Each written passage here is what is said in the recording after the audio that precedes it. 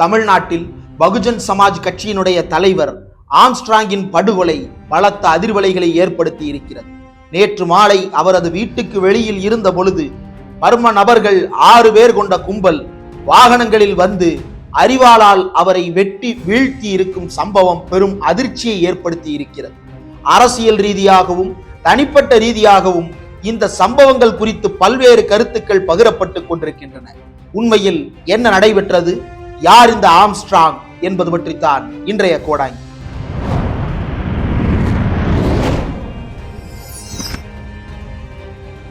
பகுஜன் சமாஜ் கட்சியினுடைய தலைவர் மறைந்த ஆம்ஸ்ட்ராங் சென்னையில், குறிப்பாக வட சென்னை பகுதியில் மிகவும் அறிமுகமுள்ள நபராக பலராலும் அறியப்படுகிறார். அவரால் கல்வி வாய்ப்பு பெற்ற இளைஞர்கள் ஏராளம் என்று இப்போது அவருக்கு இரங்கல் தெரிவிக்கின்ற பலரும் குறிப்பிட்டுக் கொண்டிருக்கிறார்கள்.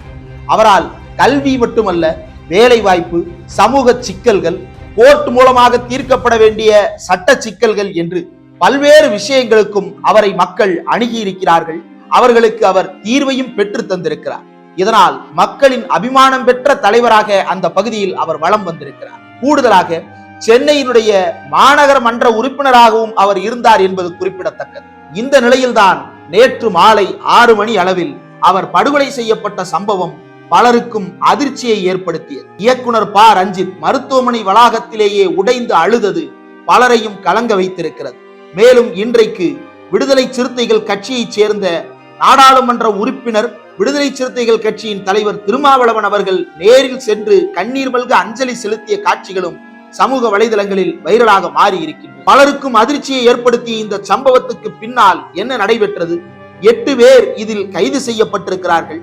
யார் இந்த 8 பேர் என்பது பற்றி எல்லாம் நாம் விசாரித்து பல்வேறு தகவல்களை திரட்டி இருக்கிறோம். அந்த அடிப்படையில் தமிழ்நாட்டில் சமீபத்தில் அரசியல் அரங்கில் பெரும் புயலை கிளப்பிய விவாதம் ஆருத்ரா தொடர்பானது.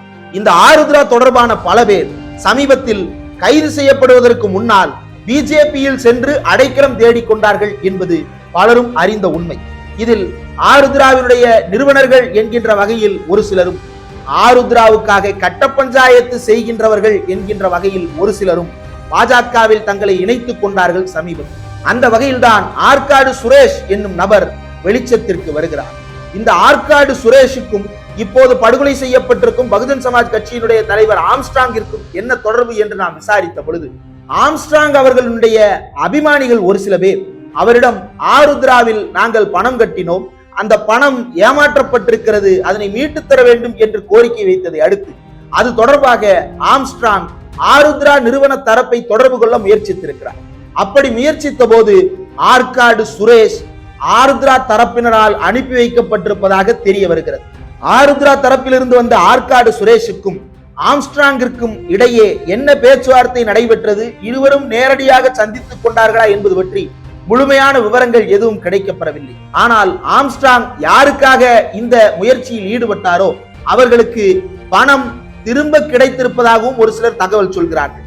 இதற்கு இடையில் வேறு என்ன பேச்சுவார்த்தைகள் நடைபெற்றது என்பது குறித்து யாருக்கும் எந்த விவரமும் தெரிய வரவில்லை. ஆனால் இதற்கிடையில் ஆற்காடு சுரேஷ் பட்டணப்பாக்கம் பகுதியில் படுகொலை செய்யப்பட்டிருந்தது தெரிய வந்தது. அந்த சம்பவத்தின் போதே இந்த சம்பவத்தில் பகுஜன் சமாஜ் கட்சியினுடைய தலைவராக இருக்கும் ஆம்ஸ்ட்ராங்கிற்கு தொடர்பு இருக்கிறது என்று ஆற்காடு சுரேஷ் தரப்பை சேர்ந்தவர்கள் போலீஸ் தரப்பில் தெரிவித்ததாக சொல்லப்படுகிறது. ஆனால் போலீஸ் தரப்பினரால் இந்த சம்பவத்தில் ஆம்ஸ்ட்ராங் எப்படி நேரடியாக ஈடுபட்டார் என்பது குறித்து எந்த விதமான ஆதாரங்களும் இல்லாமல் ஆம்ஸ்ட்ராங்கின் மீது வழக்கு பதிவு செய்ய முடியாது என்று தெரிவிக்கப்பட்டிருக்கிறது. மேலும் இந்த வழக்கினுடைய விசாரணையிலும் கூட ஆம்ஸ்ட்ராங்கின் பெயர் இருப்பதாக சொல்லப்பட்டதை தவிர நேரடியாக ஆம்ஸ்ட்ராங் தான் இதை செய்தார் என்பதற்கான எந்த ஆதாரங்களும் கிடைக்கப்பெறவில்லை என்பதால் அந்த வழக்கு ஒரு திசையில் சென்று கொண்டிருக்க, இந்த நிலையில்தான் நேற்று மாலை 6 மணி அளவில் ஆம்ஸ்ட்ராங் தன்னுடைய வீட்டு வாசலில் நின்று கொண்டிருக்கும் பொழுது கும்பலாக சென்று அவரை சரமாரியாக வெட்டி வீழ்த்தி இருக்கிறார்கள். ஆம்ஸ்ட்ராங் கொலை செய்யப்பட்ட சில மணி நேரங்களிலேயே அதிரடியாக அந்த கொலை சம்பவத்தில் ஈடுபட்ட தூண்டிவிட்ட 8 பேர் கைது செய்யப்பட்டிருக்கிறார்கள். கைது செய்யப்பட்ட 8 பேரில் ஒருவர் ஆற்காடு பாலு என்னும் நபர். இந்த ஆற்காடு பாலு இப்போது அளித்திருக்கக்கூடிய வாக்குமூலங்கள் வெளியாகி கொண்டிருக்கின்றன. அந்த வாக்குமூலத்தில் தன்னுடைய அண்ணனின் கொலைக்கு பழி தீர்க்க வேண்டும் என்பதற்காக தன்னுடைய அண்ணனின் பிறந்த நாளான ஜூலை 5ஆம் தேதி அவரை கொன்றுவிட வேண்டும் என்று திட்டம் தீட்டியதாகவும் அதன்படி அந்த சம்பவத்தை அரங்கேற்றியதாகவும் ஒப்புதல் வாக்குமூலம் கொடுத்திருக்கிறார் ஆற்காடு பாலு. இந்த சம்பவம் நடந்து முடிந்த அடுத்த நிமிடத்தில் இருந்தே தமிழ்நாட்டில் தலித் தலைவர் ஒருவர் படுகொலை செய்யப்பட்டு விட்டார் என்கின்ற சம்பவம் தொடர்ந்து பேசுபொருளாக மாறத் தொடங்கி இருக்கிறது. இந்த சம்பவத்தில் ஈடுபட்டவர்களுடைய பின்னணியை தேடி பார்க்கும் பொழுது ஆம்ஸ்ட்ராங் பட்டியல் சமூகத்தை சேர்ந்தவர். அதே நேரத்தில் இந்த குற்ற சம்பவத்தில் ஈடுபட்டதாக அறியப்படும் ஆற்காடு பாலு மற்றும் ஆற்காடு சுரேஷ் ஆகிய நபர்களும் கூட அதே பட்டியல் பிரிவை சேர்ந்தவர்கள் தான் என்றும் சுட்டிக்காட்டுகிறார்கள். ஆகவே சாதி ரீதியான மோதலாக இந்த சம்பவம் நடைபெறவில்லை. மாறாக இரண்டு தரப்பினரிடையே ஏதோ ஒரு விவாதம் நடைபெற்று இருக்கிறது.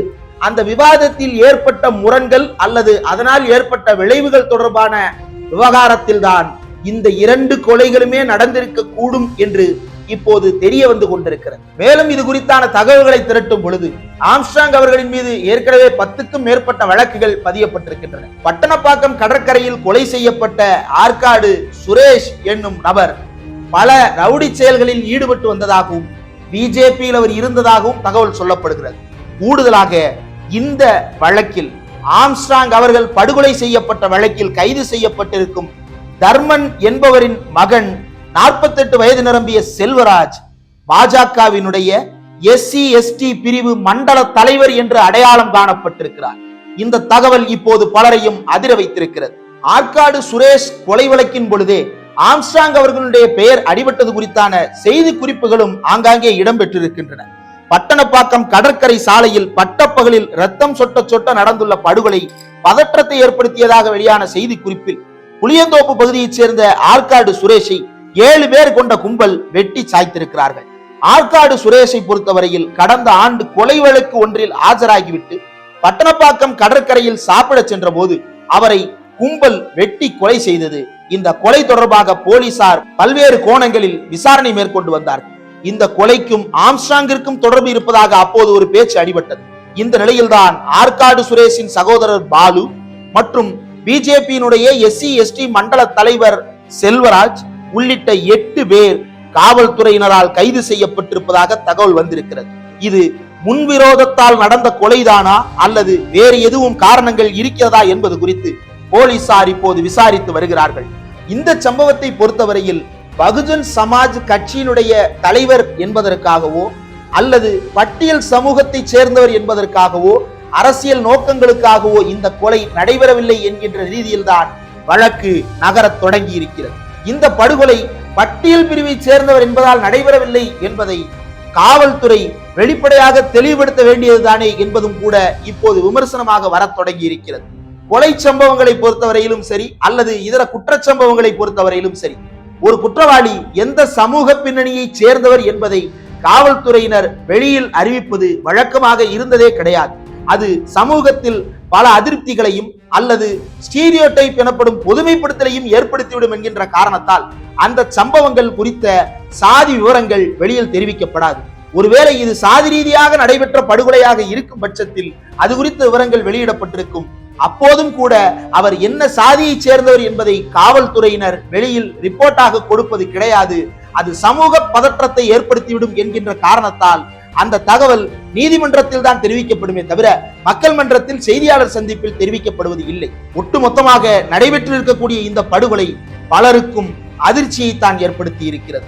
ஏனென்றால் ஆம்ஸ்ட்ராங் என்கின்ற நபர் பகுஜன் சமாஜ் கட்சியினுடைய தலைவராக அறியப்பட்டாலும் கூட அவர் தொழில் ரீதியாக வழக்கறிஞராக பணியாற்றி வருபவர்.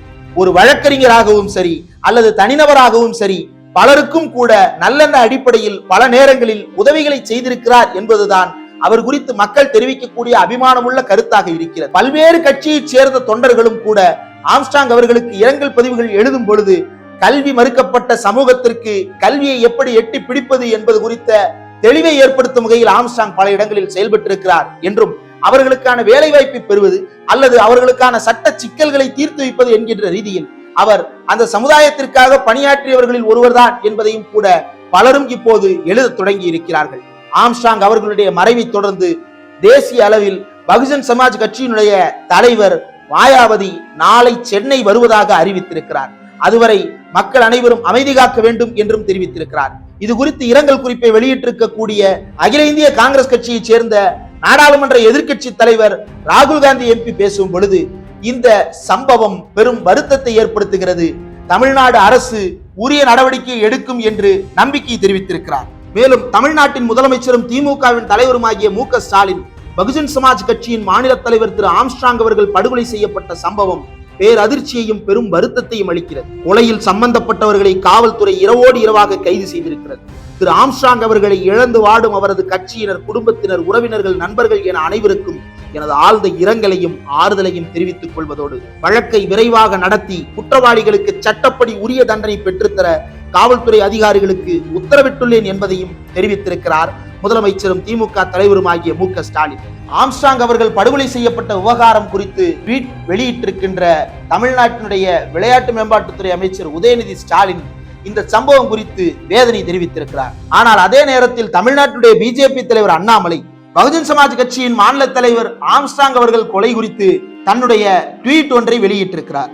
பகுஜன் சமாஜ் கட்சியின் மாநில தலைவர் திரு ஆம்ஸ்ட்ராங் அவர்கள் இன்று சென்னையில் கொடூரமாக படுகொலை செய்யப்பட்ட செய்தி பெரும் அதிர்ச்சியை ஏற்படுத்தியுள்ளதாகவும், இந்த துயர நேரத்தில் அவரது குடும்பத்தினர் மற்றும் பகுஜன் சமாஜ் கட்சியின் தொண்டர்கள் அனைவருடனும் பிஜேபி தமிழ்நாடு ஆறுதலாக துணை நிற்கிறது என்றும் தெரிவித்திருக்கிறார். உண்மையில் இந்த சம்பவத்தில் பிஜேபி தமிழ்நாடு இந்த குற்ற சம்பவத்தில் ஈடுபட்ட செல்வராஜ் என்கின்ற நபருக்குத்தான் துணையாக இருந்திருக்கிறதா என்ற கேள்விகள் எழத் தொடங்கி இருக்கின்றன. காரணம், பிஜேபியினுடைய SC/ST மண்டல பிரிவு தலைவர் செல்வராஜ் என்பவர் கைது செய்யப்பட்டிருக்கிறார் என்பதை ஏற்கனவே நாம் பேசியிருந்தோம். அந்த செல்வராஜ் என்னும் நபரை இப்போது வரைக்கும் தன்னுடைய கட்சியிலிருந்து நீக்குவதாகவோ அல்லது இது வருந்தத்தக்க நிகழ்வு என்றோ எந்த இடத்திலும் பதிவு செய்யவில்லை. மாறாக அந்த ட்வீட்டில் அண்ணாமலை முதலமைச்சர் ஸ்டாலினிடம் தார்மீக பொறுப்பேற்குமாறு கூறியிருக்கிறார். இந்த சம்பவத்தை பொறுத்தவரையில் சில விஷயங்களை நினைவு கூற வேண்டி இருக்கிறது என்று சுட்டிக்காட்டுகிறார்கள் அரசியல் நோக்கர்கள். காரணம், தமிழ்நாட்டின் பிஜேபி தலைவராக அண்ணாமலை வந்ததற்கு பிறகு தினம் ஒரு குற்றவாளி என்கின்ற ரீதியில் கட்சியில் ஆள் சேர்த்துக் கொண்டிருக்கிறார்களோ என்கின்ற சந்தேகத்தை எழுப்ப தொடங்கினார்கள். ஏனென்றால் அண்ணாமலை வந்ததற்கு பிறகு ஆருத்ராவில் தொடங்கி அன்றாடம் குற்றச் செயல்களில் ஈடுபடும் குற்றவாளிகள் வரைக்கும் அண்ணாமலை தலைமையில் பிஜேபியில் சேருகின்ற நிகழ்வு வாடிக்கையாக நடைபெற்று வருகிறது. இது குறித்து ஏற்கனவே பலமுறை சமூக வலைதளங்களில் விவாதிக்கவும் பட்டிருக்கிறது. குற்றவாளி என்று அடையாளம் காணப்பட்டு பலரும் தொடர்ச்சியாக காவல்துறையினரால் கைது செய்யப்பட்டுக் கொண்டிருக்கிறார்கள். இன்றைக்கு செய்தியாளர்களை சந்தித்த போலீஸ் கமிஷனர் கூட கடந்த 3 ஆண்டுகளில் 600க்கும் மேற்பட்ட ரவுடிகளை நாங்கள் கைது செய்திருக்கிறோம், குண்டர் சட்டத்தில் அவர்களை சிறையில் அடைத்திருக்கிறோம் என்று தெரிவித்திருக்கிறார். ஆனால் அப்படி சிறைக்கு சென்ற பிறகு அவர்கள் ரிலீஸ் ஆகி வெளியே வந்தவுடனேயே அவர்கள் அடைக்கலம் தேடுகின்ற ஒரே இடமாக கமலாலயம் தான் இருக்கிறது. அந்த கமலாலயத்திலும் அவர்கள் நேரடியாக அண்ணாமலையைத்தான் வந்து சந்திக்கிறார்கள். சமூகத்தில் குற்றவாளிகள் என்று ஓரம் கட்டப்பட வேண்டியவர்களும் சிறையில் அடைக்கப்பட வேண்டியவர்களையும் தன்னுடைய கட்சியில் உறுப்பினராக மட்டுமல்லாமல் பொறுப்பு கொடுத்து தலைவர்களாகவும் மாற்றி அவர்களுக்கு சமூக அங்கீகாரத்தையும் சமூக பாதுகாப்பையும் மட்டுமல்லாமல் துணிச்சலாக நீங்கள் இன்னும் பல சம்பவங்களை செய்யலாம் என்கின்ற தன்னம்பிக்கையும் கொடுத்துக் கொண்டிருக்கிறார் அண்ணாமலை என்பதுதான் பலரும் முன்வைத்த குற்றச்சாட்டு. இந்த குற்றச்சாட்டை நாமல்ல, அந்த கட்சியை சேர்ந்த முன்னாள் மாநில தலைவரும் 2 மாநிலங்களின் கவர்னராக இருந்த தமிழிசை சவுந்தரராஜன் அவர்களே நேரடியாக இதனை வெளிப்படையாகவும் பேசியிருக்கிறார். தன்னுடைய கட்சியில் அதிருப்தியை வெளிப்படுத்தக்கூடிய வகையில் பேசி வந்த திருச்சி சூர்யா ட்விட்டரில் கட்சிக்கு எதிரான சில கருத்துக்களை வெளியிட்ட முருகானந்தம் உள்ளிட்ட நபர்களை எல்லாம் கட்சியை விட்டு நீக்குகின்ற அண்ணாமலை குற்றவாளிகளை அத்தனை பேரையும் கட்சியில் சேர்த்து வைத்துக் கொண்டு சமூகத்துக்கு என்ன செய்தியை சொல்ல விரும்புகிறார் என்பதுதான் பலரும் எழுப்புகின்ற கேள்வி. நம் சமூகத்தில் வன்முறைக்கும் மிருகத்தனத்துக்கும் இடமில்லை என்று குறிப்பிட்டிருக்கின்ற அண்ணாமலை தன்னுடைய கட்சியில் அந்த வன்முறைக்காரர்களையும் மிருகத்தனமான செயல்பாட்டில் ஈடுபட்டுக் கொண்டிருக்கிறவர்களையும் தலைமை பொறுப்பில் வைத்திருக்கிறார் என்பதுதான் இந்த சம்பவத்தில் வெளியாகி இருக்கின்ற அதிர்ச்சிகரமான செய்தியாக மாறியிருக்கிறது. தமிழ்நாட்டின் சட்டம் ஒழுங்கை சீர்குலைத்து விட்டு மாநிலத்தின் முதல்வராக தொடரும் தார்மீக உரிமை இருக்கிறதா என்று முதலமைச்சர் ஸ்டாலினை நோக்கி கேட்கின்ற அண்ணாமலை அவர்களுக்கு அந்த கட்சியில் குற்றவாளிகள் அத்தனை பேரையும் சேர்த்து வைத்துக் கொண்டு இப்படி ஒரு கட்சியை நடத்துவதற்கும் இப்படியான ஒரு கட்சியில் இப்படியான நபர்களை சேர்த்துக் கொண்டு தலைமை பொறுப்பில் இருப்பதற்கும் உங்களுக்கு என்ன விதமான தார்மீக பொறுப்பும் இல்லையா என்பதுதான் இப்போது பலரும் எழுப்புகின்ற கேள்வியாக மாறி இருக்கிறது. இந்த விஷயத்தில் ஒரே சமூக பிரிவை சேர்ந்தவர்கள் தான் சம்பவத்தில் ஈடுபட்டவர்களாகவும் படுகொலை செய்யப்பட்டவராகவும் இருக்கிறார். அந்த வகையில் இது பட்டியல் சமூகத்தின் மீது இழைக்கப்பட்ட திட்டமிடப்பட்ட துரோகம் என்று கட்டமைப்பது தவறான கண்ணோட்டத்தை கொடுப்பதாக அமைகிறது. கூடுதலாக இது அரசியல் ரீதியாகத்தான் நடைபெற்று இருக்கிறதா என்கின்ற கோணத்தை பொறுத்தவரையில் இதுவரை அப்படி எந்த விதமான துப்பும் கிடைக்கவில்லை. ஆனால் அவருடைய கட்சியைச் சேர்ந்த நபரே இப்படியான ஒரு சம்பவத்தில் ஈடுபட்ட பிறகும் கூட அந்த நபர் மீது எந்த விதமான நடவடிக்கையும் எடுக்காமல் இருக்கின்ற அண்ணாமலையின் மீது இப்போது பலருடைய கோபக்கணைகள் திரும்ப தொடங்கி இருக்கின்றன. மேலும் இந்த வழக்கு குறித்து விசாரிப்பதற்காக தனிப்படை அமைத்து போலீசார் மும்முரம் காட்டி வருகிறார்கள். என்ன நடக்கிறது பொறுத்திருந்து பார்ப்போம்.